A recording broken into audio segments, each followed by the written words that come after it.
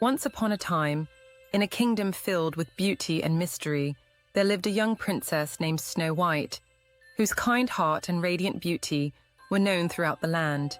But her life was about to change, as jealousy and danger threatened her peaceful world. This is the story of how courage, kindness, and friendship helped Snow White find her true home. Snow White was known throughout the kingdom for her kind heart and radiant beauty, but her stepmother, the queen, prided herself on being the most beautiful in the land. Every day, the queen would stand before her magic mirror and ask, "Mirror, mirror, on the wall, who is the fairest of them all?" And every day, the mirror would reply, "You, my queen, are the fairest of them all." The queen relished this answer, her vanity growing with each passing day. But one morning, as Snow White walked past the queen's chambers, she overheard her speaking to the mirror. This time the mirror replied, "Snow White is the fairest of them all." The queen's voice grew sharp with anger. "She will not outshine me for long.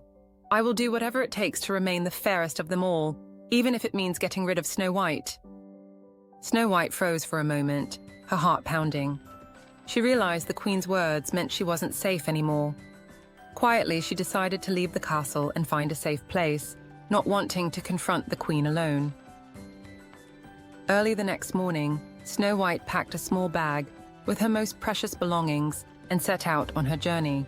The sun was just rising, casting golden light over the castle grounds as she walked toward the forest. The trees stretched tall and wide, their branches forming a canopy that dappled the path with sunlight.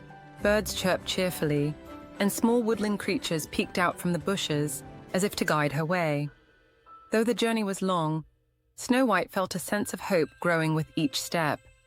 She remembered a story she had heard about a sanctuary deep in the forest, a place run by 7 kind dwarves who cared for the land and welcomed those in need. "Perhaps they'll let me stay," she thought. "Maybe I can help them in return."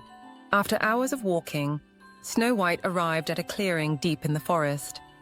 There, nestled among blooming wildflowers and tall trees, stood a cozy cottage with a red roof and a small garden filled with vegetables and flowers. Smoke curled from the chimney, and the sound of cheerful voices drifted through the open windows. Snow White approached the door and knocked gently. The door creaked open to reveal 7 dwarfs, each dressed in simple but colorful clothing. They looked up at her curiously. "Who are you?" one of them asked. Snow White smiled warmly and said, "I'm Snow White, and I need your help. The queen is jealous of me and wants to harm me. May I stay here for a while?" The eldest dwarf nodded slowly. "You can stay," he said, "but we're looking for someone to help us care for the sanctuary. If you're willing to work alongside us, you'll always have a home here." Snow White agreed eagerly, feeling a sense of relief as she stepped inside.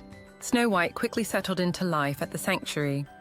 She helped the dwarves with their daily chores, cooking meals, tending to the garden, and keeping the house tidy. In return, the dwarves taught her about the forest and told her stories of their work, protecting the land and helping travelers in need. Snow White felt safe and happy in their company, but she remained cautious, knowing the queen wouldn't give up so easily. Her fears were confirmed one sunny afternoon when an old woman appeared at the cottage door, carrying a basket of shiny red apples. "Apples for sale," the woman called in a raspy voice. Snow White opened the door cautiously, but something about the woman's smile didn't feel right. One of the dwarves quickly pulled Snow White back and whispered, "That's no ordinary old woman." Together they examined the apples and discovered they were poisoned. The old woman, realizing her plan had failed, fled into the forest, her cloak billowing behind her. But the queen was determined. A few days later, she returned, this time disguised as a peddler, offering a beautiful comb. The comb sparkled in the sunlight, and the queen's voice was sweet and convincing. "A gift for the lovely young lady," she said, holding it out to Snow White. But Snow White and the dwarves had grown wise to her tricks. They carefully examined the comb and discovered it, too, was laced with poison. The dwarves surrounded the queen, forcing her to flee once again. This time, Snow White stood tall, her voice steady as she said, "You cannot harm me anymore. I have friends who protect me, and we will not be fooled by your lies." Word of the Queen's treachery soon reached the King's council. The Dwarves, along with Snow White, brought the poisoned apple and comb as evidence of her schemes. The council was horrified by the Queen's actions and declared her unfit to rule. She was stripped of her power and banished from the kingdom, ensuring she could never harm anyone again. Snow White, though relieved, felt a mix of emotions.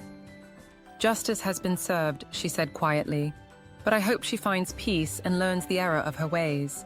With the danger behind her, Snow White chose to remain at the sanctuary, where she had found not only safety, but also a new family. Together with the Dwarves, she worked to make the sanctuary even more beautiful, planting new flowers and building a small library filled with books to inspire others. As the seasons passed, the sanctuary became a place of joy and hope, where anyone in need could find refuge. And so, Snow White's life at the sanctuary continued to flourish, surrounded by love, kindness, and the strength she had discovered within herself. She had faced her fears and found a family who stood by her through every challenge. And from that day forward, the sanctuary remained a beacon of hope, reminding everyone who visited that no matter how dark times may seem, courage and friendship can light the way.